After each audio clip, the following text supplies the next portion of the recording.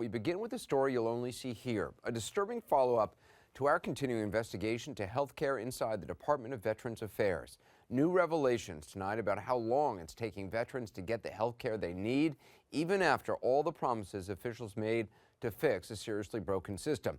Our previous reporting, as you may recall, helped spark investigations, apologies, and ultimately the resignation of VA Secretary Eric Shinseki. But even after all of that, according to new documents obtained by CNN, wait times inside many VA health facilities are growing longer, not shorter. Right now, 500,000 veterans are on electronic wait lists, waiting in many cases more than 90 days to see a doctor. Tonight, for the first time, a senior VA official sits down with CNN to answer what is really going on and why the VA is not getting better. Our senior investigative correspondent Drew Griffin tonight is keeping him honest. Wait times are not getting better. Listen to what this whistleblower says is happening right now at the Phoenix VA. The same Phoenix VA where last year CNN uncovered the fact that veterans were dying while waiting for care. The reality is veterans are waiting months, 3, 6 months at a time, sometimes more, for care at the Phoenix VA. Like most of our sources inside the VA, this whistleblower in Phoenix has asked we not reveal any identity. And are we talking about critical care? Who are these patients? These are patients that are waiting for appointments, everything from colonoscopies to angiograms to procedures to remove tumors. These are specialty appointments that need to be seen immediately by the VA. These VA documents show just this past August in Phoenix, there were more than 8,000 appointments waiting more than 90 days. Sloan Gibson is the Deputy Secretary of the Department of Veterans Affairs, brought on last year to fix this mess. The Phoenix VA, center of this whole thing, I'm going to let you look at that for just a second. It shows more than 8,000 patients waiting more than 90 days for an appointment. Now explain to me what this is, and if that's true, how could it be? What you're looking at is something that's called an open consults report. That's going to include instances where care has already been delivered, but there may be some administrative issue that hasn't been corrected yet that allows the consult to be removed. Does it necessarily mean that 8,000 patients are not waiting 90 days? I would say patently it means there are not 8,000 patients not waiting 90 days.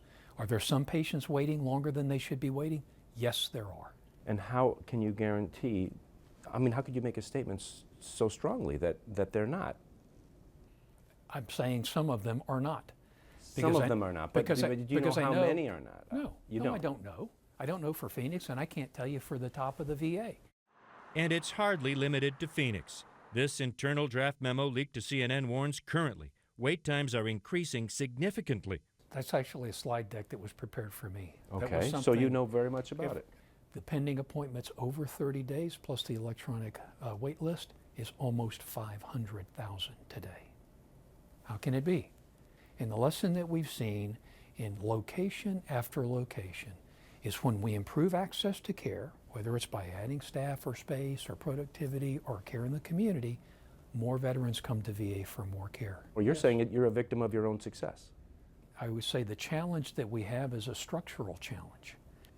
So when our sources who are telling us, the reality is the veterans are waiting months, you would say? I would say we work every single day trying to find ways to make it better. I know, as you've shown right there, we've got veterans waiting too long for care. In Los Angeles, the largest VA facility in the nation, this document obtained by CNN shows in August average wait times for new patients in mental health was 43 days. Publicly, the VA claims the wait was less than 4 days. How can there be two different numbers?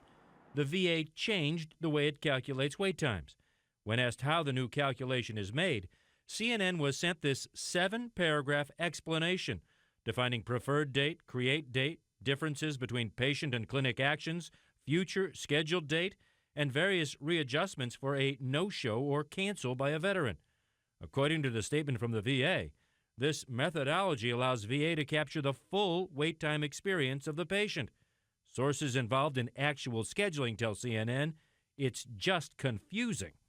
The staff who are telling us that what they think they are seeing is recalculations, number manipulations to paint a rosier picture than it is. Absolutely not. I wouldn't stand for it, not for a minute. The new leadership at the VA says it will also not stand for any retaliation against the whistleblowers who come forward to point out where veterans are being treated unfairly.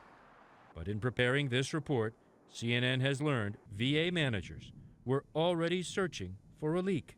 In fact, I happen to know that once we sent documents to the VA regarding this interview, there were active investigations going on by managers, certainly in LA and in Phoenix, to find out who could possibly have had access to those documents and who could possibly have given them to CNN. And there should not have been investigations, period. I have made it clear more times than I can count in every forum that I can come up with that retaliation against whistleblowers won't be tolerated. Dr. Catherine Mitchell, one of the original VA whistleblowers in Phoenix, says lifelong bureaucrats managing the VA know they will not be fired, which is why many in the VA have chosen to keep their mouths shut. The people that retaliated against people that spoke up, those administrators are still there. Congress, which passed a law making it easier for the VA to fire bad managers, has also criticized the VA's new leadership for so far only firing 3 senior executives. Is that true? And if that is true, why so few? I don't have a specific number of people that were specifically disciplined associated with the waitlist scandal. The criminal IG has gone and investigated and concluded that there was no misconduct, there was no malintent. This was just somebody that didn't understand their job.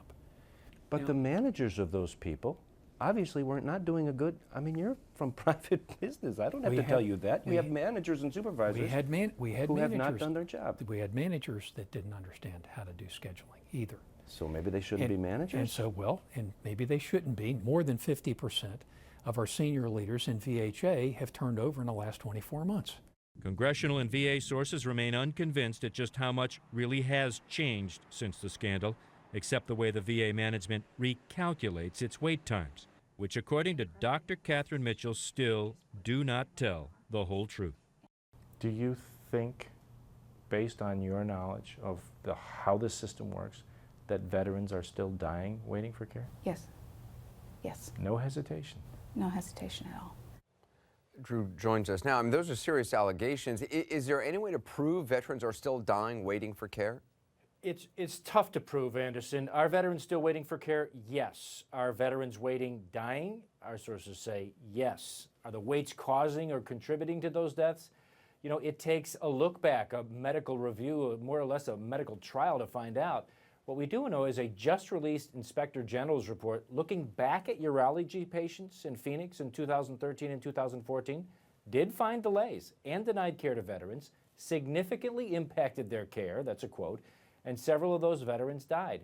But that's as far as these reports go. And after all of this, why have just 3 senior executives been fired? I mean, didn't Congress make it easier for the VA to actually fire people?